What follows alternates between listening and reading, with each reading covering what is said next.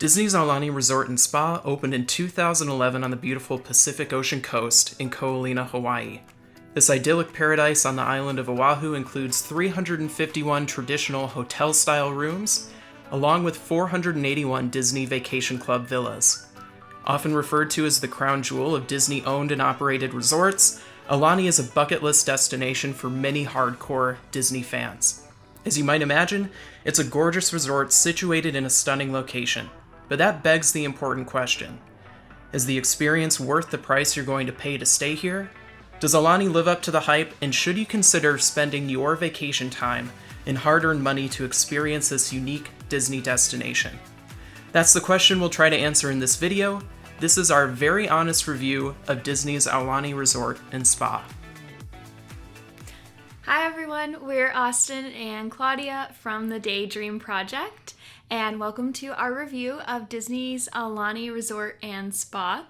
We went to Aulani back in June for our honeymoon, and we stayed 4 nights on the resort in a deluxe studio ocean view room. We have 4 videos that we recorded and I've posted here. If you haven't seen those, you should go check them out. During those videos, you get to see some of the things that we did on the resort, but we didn't really talk about things like pricing or overall thoughts and feelings about the resort, other than just quick moments. In this video, we're hoping to give you a fully fleshed out review of our time on the resort. Yeah, spoiler alert, we really enjoyed staying at Aulani. It was an amazing experience, especially for people like us who are big travel fans and even bigger Disney fans. And the way this is going to work, we're going to each give Aulani a rating from 1 to 10 in 5 different categories: location, design, amenities, food, and value for money. After giving those scores, we will finalize our score and give Aulani a rating out of a potential 50 points. So, without further ado, let's talk about the location of this resort. For me, it was paradise. You're in this gorgeous lagoon right on the western coast of Oahu. It's about 35 minutes from the Honolulu airport, so very, very convenient to get there. And it's just everything I was hoping for and more. So pretty. And I was actually impressed with how many things were close by to Aulani. For example, you could just walk across the street to do some shopping or eat at other restaurants. You weren't just there at Aulani and there was nothing else around. So we were actually able to go and walk to the Paradise Cove Luau. And that was very close by too.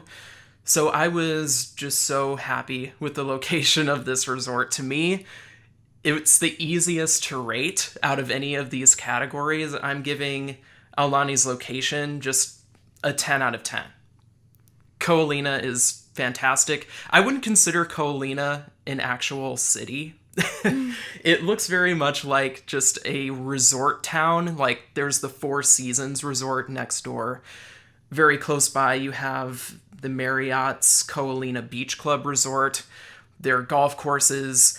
We did pass through one neighborhood, and it looked like multi-million-dollar homes easily.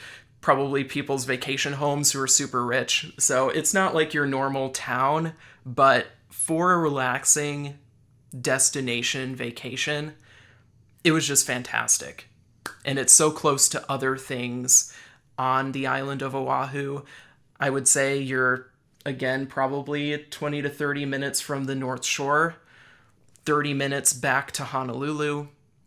So Aulani can really be your home base as well if you were looking to do other things on the island. But what did you think in terms of location? So this is going to be a hot take with you because I still think and I agree that Ko Olina is gorgeous. It's very idyllic.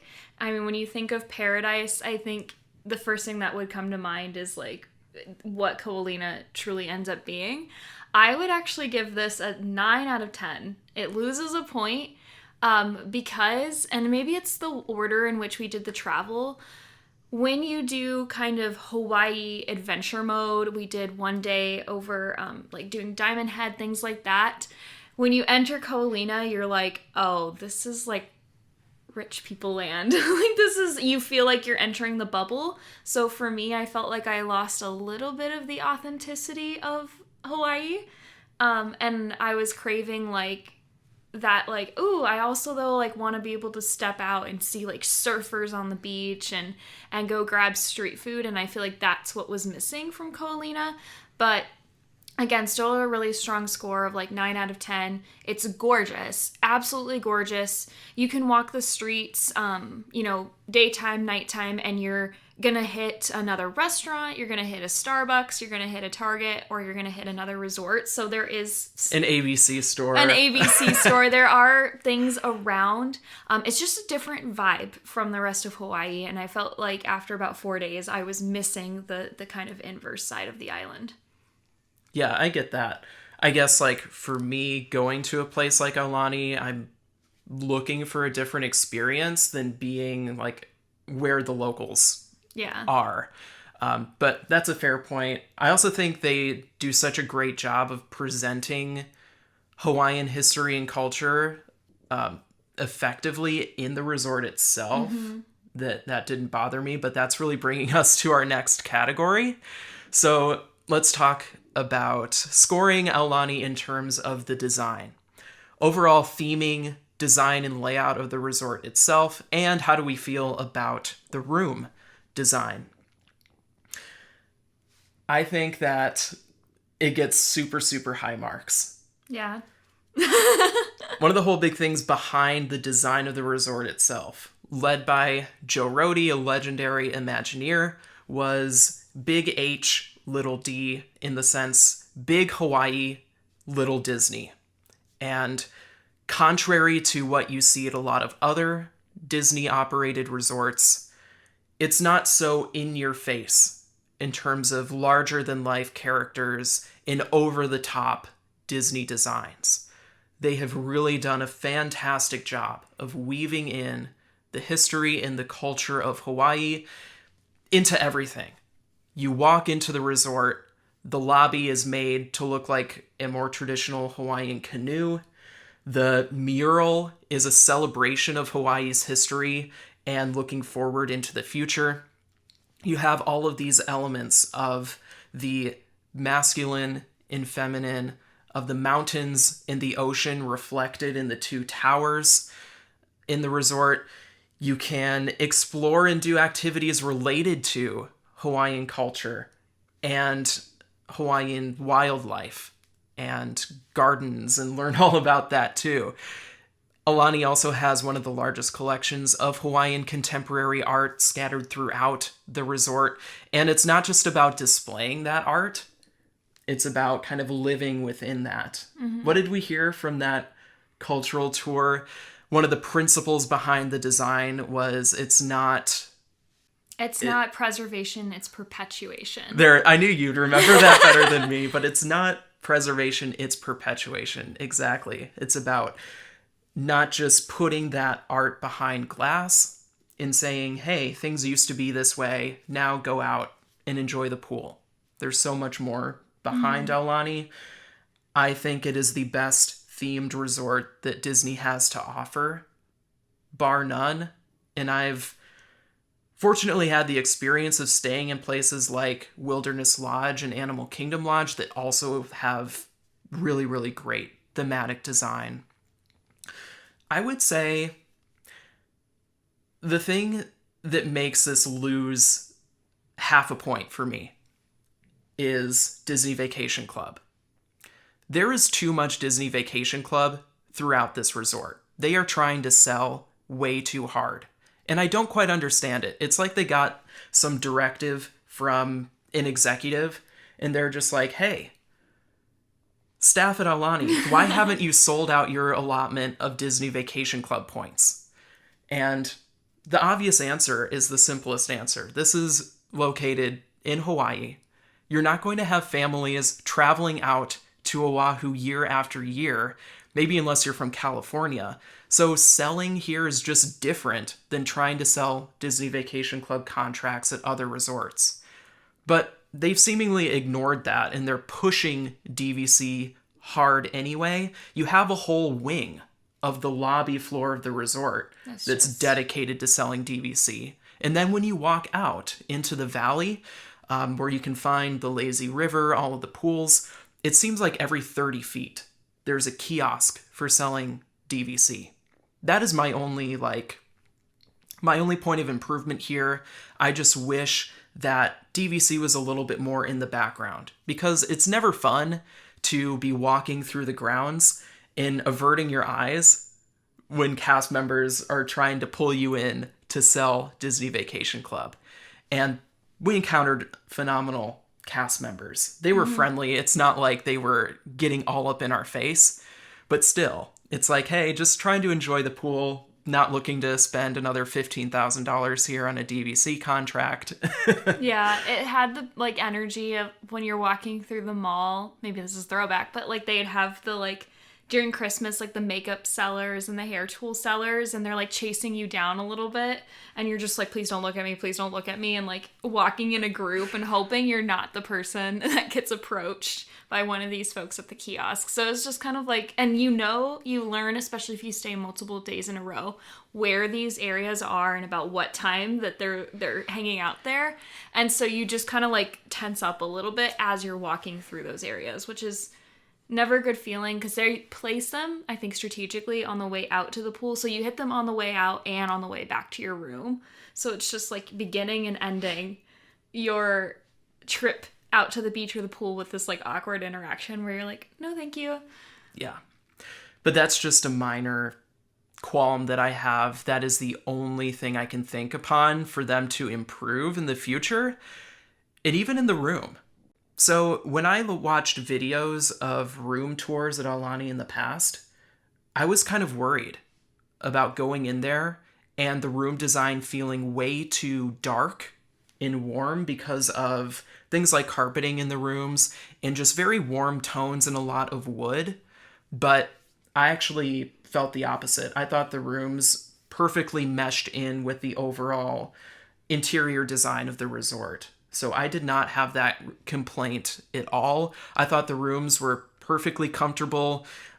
Disney resort rooms aren't the most luxurious that you'll ever encounter, but it was very, very, very adequate, well designed, and of course, with a view that you simply cannot beat.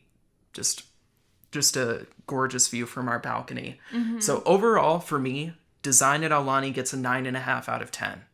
Really strong score. Loved it. Just minus that half point for too much DVC. Yeah. I would give it a similar score. I would say 9.5 out of 10 for the same reason. The DVC thing got a little obnoxious.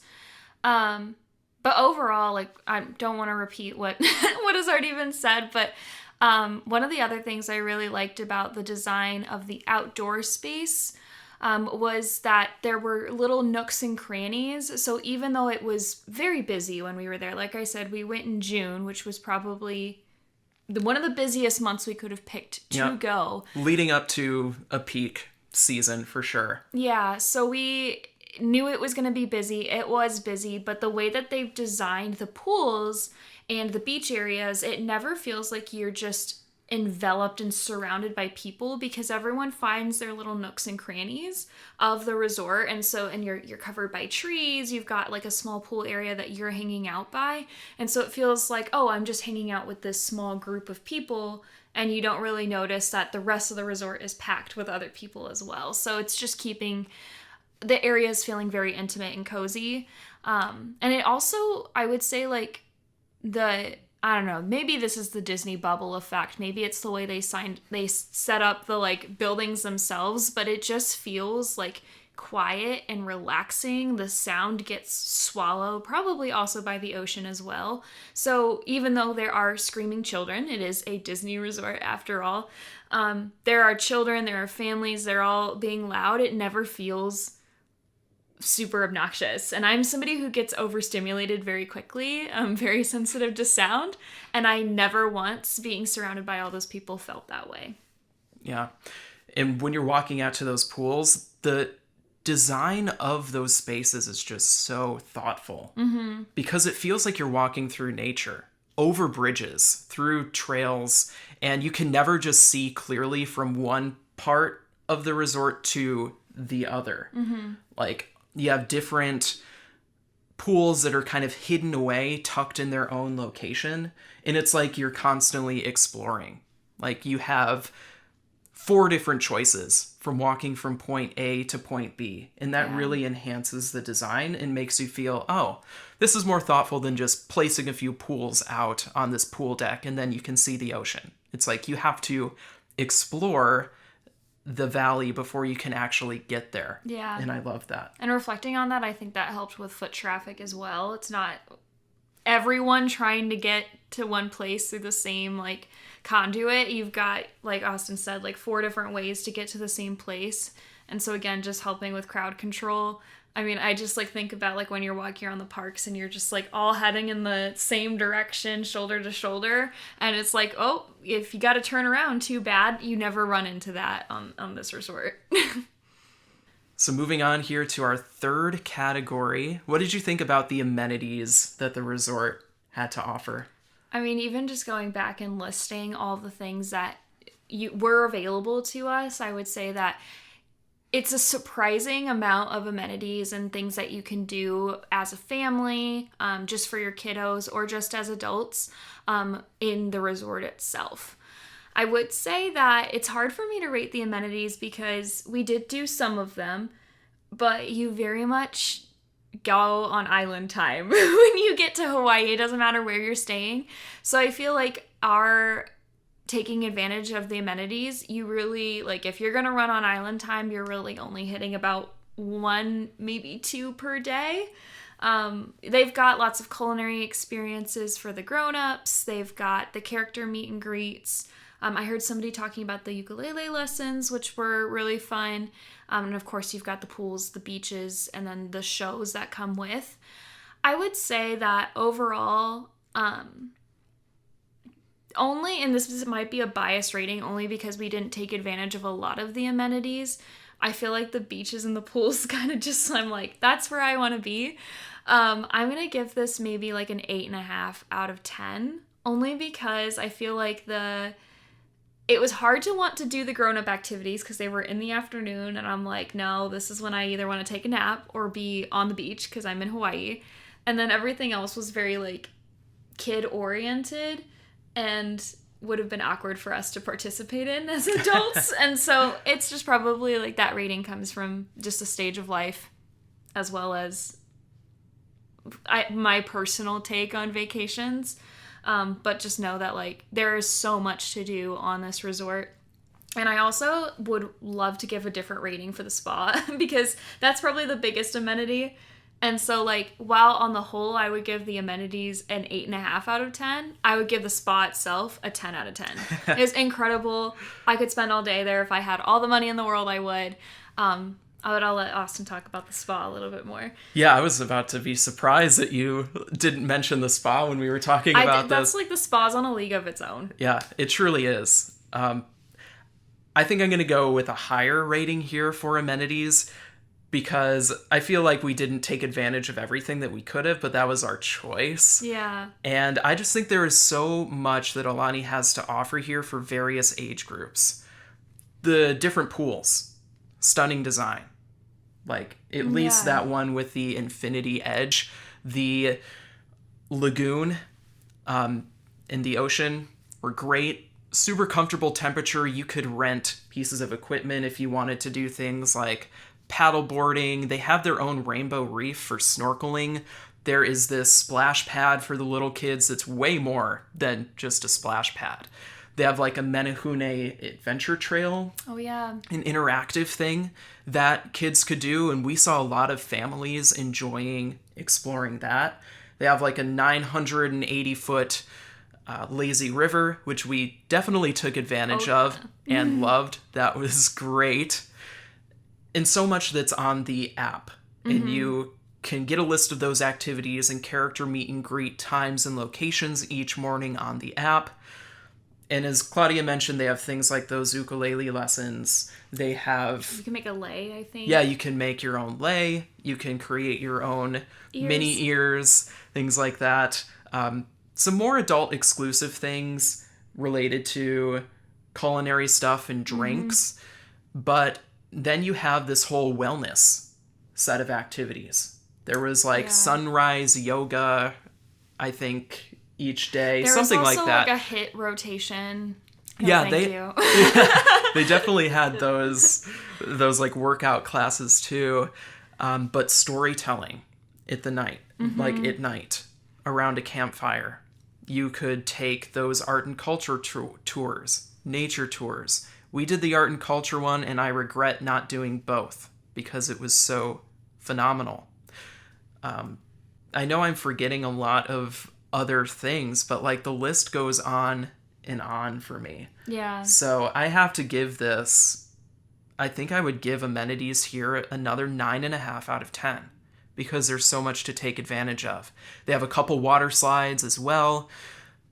I think it only loses half a point because to me there could have been way more tubes for the lazy river in the water slide, and that might seem like a little thing to complain about, which it kind of is, but when we wanted to get into the lazy river the first time, fight people for them. We went around for maybe 15 minutes and we couldn't find a tube. And forget about ever getting a double tube. Like, you have to search hard unless you're there right when that lazy river opens. So I think that can be easily fixed. Maybe there could be a few more pool chairs as well for more peak times, because it was pretty hard to get chairs that were together unless you were there very close to opening. But those are, again, small little details. But for me, there are things to discover for every age group. And even though you don't have close access to a Disney theme park, you're not going to be bored when you're at Aulani. We didn't even mention that they have their own luau. Oh, yeah, their own luau as well. Which has great reviews. Again, we ended up doing the Paradise Cove luau, which is very close by, which we loved. But we have to include that. Yeah, the luau, I've been told is great. And one of the things I think I was kind of cautious about with the luau was I was afraid it was going to be Disney-fied. And while we didn't go see that firsthand, I've been told that it is not at all. It's like similar to the design of the resort, really more embracing that authentic Hawaiian culture. You do have to book it very far in advance, and it is a bit costly to go to the luau. So, but again, one of those things that like the luau was there every night, and maybe, I don't know, we didn't have the room adjacent to the luau's, but I never heard it. Like the soundproofing on this resort is truly incredible. Yeah, it's pretty impressive, especially because we had a room that faced the valley with all the different pools, and there was like no bleed through in terms of sound. So not sure how they did that. Maybe some impressive double paned glass on those doors that lead out to your balcony. Yeah. But yeah, no issues there. Mm-hmm. I think the other thing for me is just that the app was, you kind of don't know what's going on until about 9 o'clock in the morning. And for some people who take things kind of day by day, I think that works really nice because you never know, like tomorrow's going to look different. I think for us as planners, we were sitting there kind of like anxiously scrolling on the app. And then the app is not the best. It's not. And so then it was like, okay, what is there to see? And what are the things we already wanted to do today? And trying to like bend our day to work. So I think that was another thing that just lost points for me in terms of the amenities. It's like, I knew they were there, but I would get kind of my head set on like what I knew was available and knew I wanted to do. And then to like at the last second have things kind of have to bend was not ideal. That's fair. There was one day where like pretty much straight up the app wasn't working for us, and we thought that there was this whole slate of activities and character meet and greets that just wasn't happening because they weren't listed. It was like, sorry, no character meet and greet locations, and we didn't know really what was going on, but then we still saw characters out and about later that afternoon. So that was a little confusing, and I mean, that is a really great point, because you go to the app and you think you'll be able to make reservations for the spa and the luau just from the app, but it takes you to a third-party website, which I don't understand why that has to be the case at all. And when we booked our couples massage, that didn't flow through to our plans on the app. Nope. We had to create just a custom event to mark that time. And still, I'm just like, hey, in 2024, let's get that stuff integrated here. Let's make the app a friendlier, better UI experience for guests. So. Yeah. So let's rate the food at Aulani next. And this is the category where there's some more significant room for improvement, in my opinion. I was pleasantly surprised with the things that we actually ate at Aulani. So Ulu Cafe is the more quick service food location. Grab and go stuff. Then they have Off the Hook, which does serve breakfast, lunch, and dinner. It's a little bit faster. It's not like a fully sit-down place. I wouldn't It's like call an it. order and sit down, grab your food, and Yeah. it's all in a to-go container. Would still be considered like a quick service Yeah. food location. And then in terms of specialty dining, you have Makahiki, which does a character breakfast, and then a prefix 3-course dinner for $75 per person. And at the top end, you have Ama Ama, which is a 4-course prefix dinner only, and that is $125 per person. When we had the faster to-go items at Ulu Cafe, those were good. We got some Mickey Spam Masubi there. That was really tasty. We had a poke bowl one day, which was great. Around the resort, they have more typical Disney snacks. So they have a whole bunch of Dole Whips there, which were spot on. You can get Mickey Shave Ice, which was pretty good. We never actually ate a whole lot at Off the Hook. We were pretty much on our own for breakfast because it was so expensive. Yeah. Like, we're talking $20 to $25 for your standard breakfast item, like for some French toast. And we just never really considered paying that. And in terms of the more higher end dining, I was a little bit disappointed with Makahiki. So our total bill came out to about $200 for that. And we did both order a drink. So after the $75 per person, the drink and Gratuity. gratuity, came out to a solid $200. And I actually thought that Makahiki was where we experienced the worst service. It was, to be just completely honest, very slow and a little bit inattentive. Yeah. And around the resort, we had great service everywhere else. The cast members were so wonderful. And it was a joy to interact with them. But we were waiting for really long periods of time at Makahiki when we were done with our course. And to even get the bill at the end of the night, it was just a 2-hour and 15-minute experience that really should have been maybe just over an hour. Yeah. So I was kind of disappointed there, and with the food quality too. We had a completely average salad, a steak that was good, but kind of what you would expect for the price point. And then a tasty dessert, but the star of the night for me was just the bread service in the beginning. So I was a little bit disappointed there, and just overall, I didn't think that Aulani necessarily lived up to the other food experiences that we had outside of the resort that were cheaper. Yeah. I don't want to leave out the Olelo room, which is their bar, and they have some great appetizers and sashimi. So that was great. It might have been my favorite dinner was that mine. we had at Aulani. So that gets great marks. But I have to knock this down for our experience at Makahiki and just for the overall price for the food. So for me, food at the resort gets a solid, respectable 7.5 out of 10. Okay.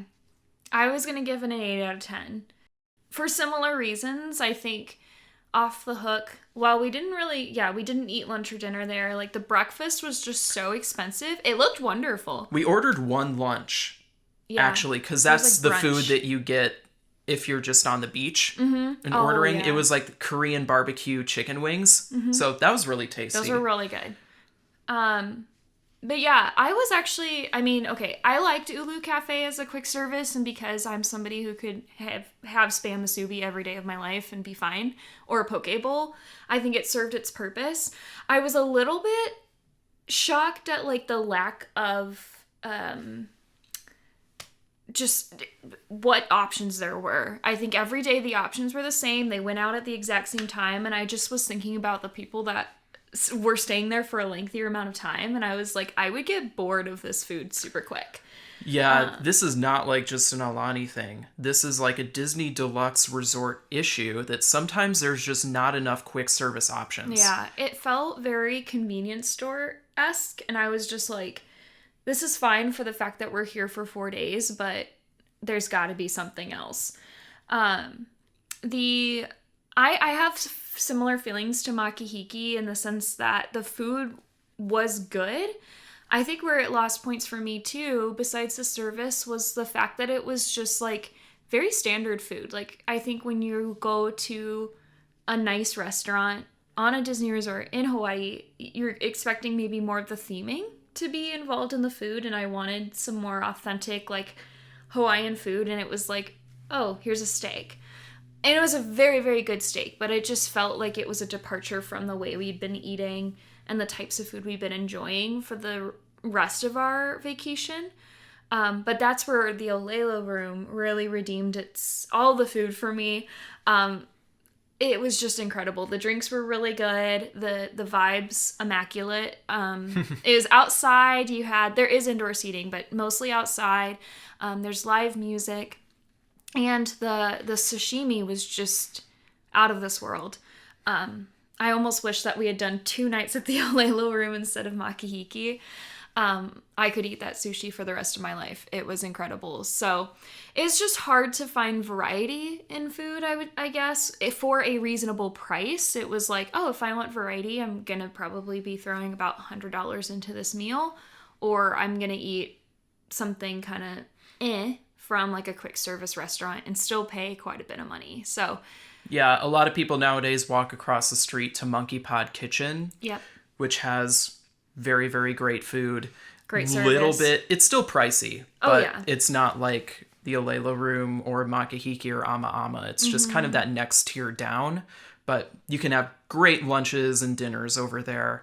And tons of people, because this is a DVC property that has villas where you can have access to a full kitchen. Yeah. A lot of people just Go to Target. Yeah, and cook their own meals. Which is not what I want to do on vacation. Like, I know that, like, for bigger families, that actually probably makes the most amount of sense. But it was just, I think we toyed with the idea of, oh, let's go to Target and get, like, a whole bunch of snacks. But it's just, like, that's not what I want to do on our honeymoon or, like, on a vacation, is be the person that provides my own snacks. But on the same token, I was just kind of disappointed in the food options in variety and price. So I would give it an 8 out of 10 overall.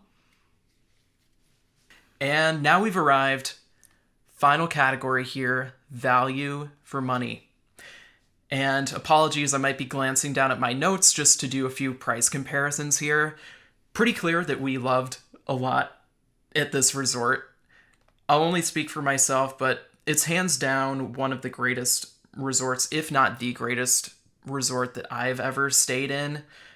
But it comes with a cost. So just giving you some totals here. Our grand total for spending 4 nights in a deluxe studio ocean view was $2,392 or $598 per night. So it wasn't cheap. I do want to emphasize, if you're going to stay at a Disney Deluxe resort or a DVC resort, the only way you should be doing so is by renting DVC points. Never, never, never book from Disney's website and pay their rack rates. If you go this renting DVC point route, you're going to save significant amounts of money.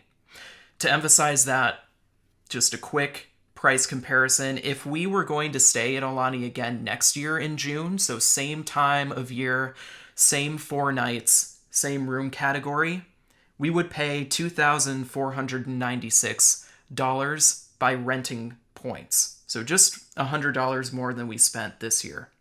If we were going to book that same room category through Disney's website, we'd pay $4,200. That is over a 40% difference in price. So you're saving a lot of money by renting those points. And yeah, they do offer discounts on Disney's website. Aulani, that can range from about 15 to 30% if you're lucky. But those usually have minimum stay requirements. And again, you're not saving 40% that way. So it's always better to rent these points. Pro tip: when you're booking a trip to Aulani, if you're interested, don't splurge for the ocean view. Go with that poolside gardens view. It's the next room category underneath, but you see a great view of the interior of the resort. And if you just turn your head 30 degrees, you're going to look at the ocean. If you get the ocean view category, which is the highest category you can pay for, you run the risk of actually seeing the opposite side of the resort. So our first room, the first night that we stayed, the view was gorgeous, but we were also looking at the Four Seasons next door. I wanted to see to the interior of Aulani, right? And then to get the lagoon and the ocean beyond it. And I mean, kudos to that staff. They offered that up to us. They made it happen when we checked in. And I think it was such a better view than our ocean view. Yeah. And technically, when we changed rooms, we were in a poolside gardens view. So that is my pro tip. I think that's the best room category. And unsurprisingly, it's the one that sells out the fastest. So if you're renting points, typically the ocean views are the ones that are available without planning too much in advance. Those poolside garden ones go super quickly. And getting back on topic, sorry for getting a little off topic there.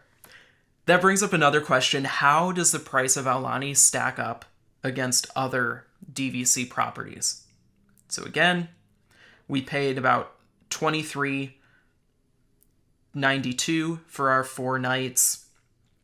And that's just slightly higher than a Lakeview studio at the Grand Floridian, which would run you $24.18. And we're talking about next year's prices here. So $24.96 for Aulani Ocean View, $24.18 at the Grand Floridian. And it's a bit more than a theme park view studio at Bay Lake Tower, which would cost you $22.80. But remember, if you went down to the Island Garden View at Aulani, you'd pay $2,016 for 4 nights. So good way to save a few $100s, and that's on par with the standard view at the Polynesian, and it's $300 cheaper than a preferred view at the Riviera Resort. To be blunt, is Aulani better than all of those other resorts I just listed? Yeah.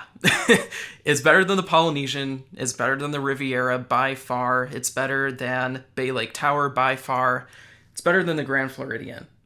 If you're just comparing the resort itself, I don't think there's any question about it.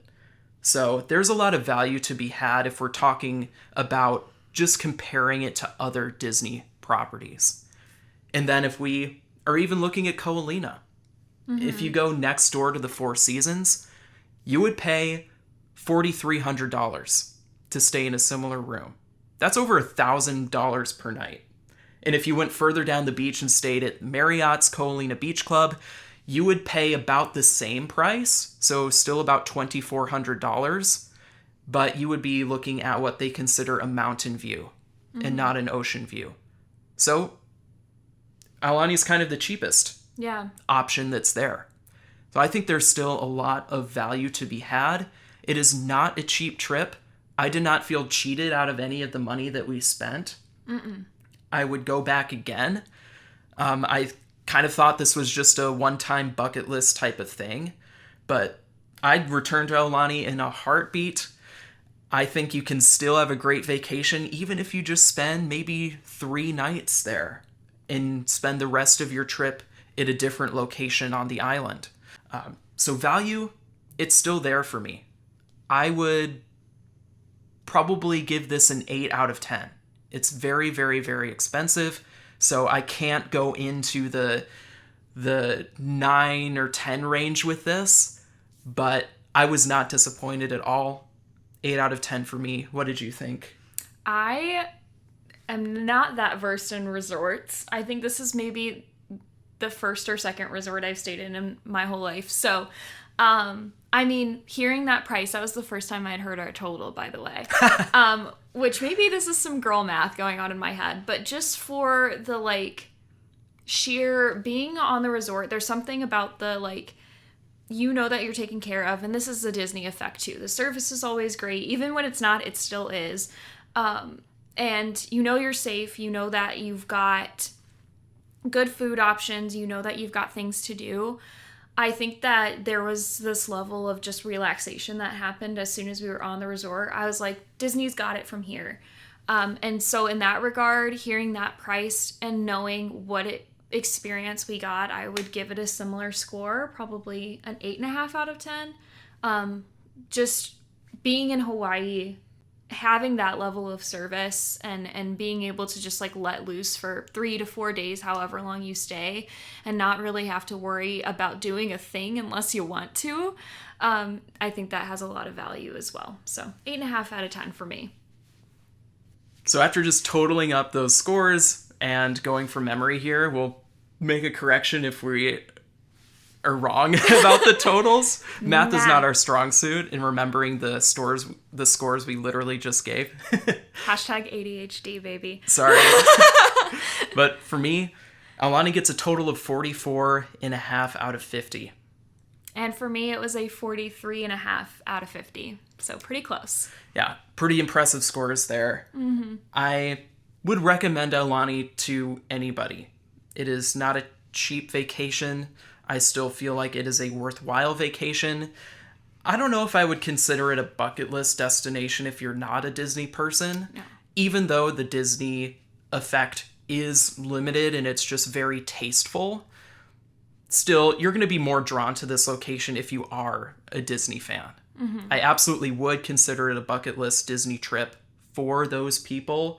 I just think it is such a unique type of Disney travel experience. You've got to do it, even if you can only stay a night or two at the resort. Go and see that lobby.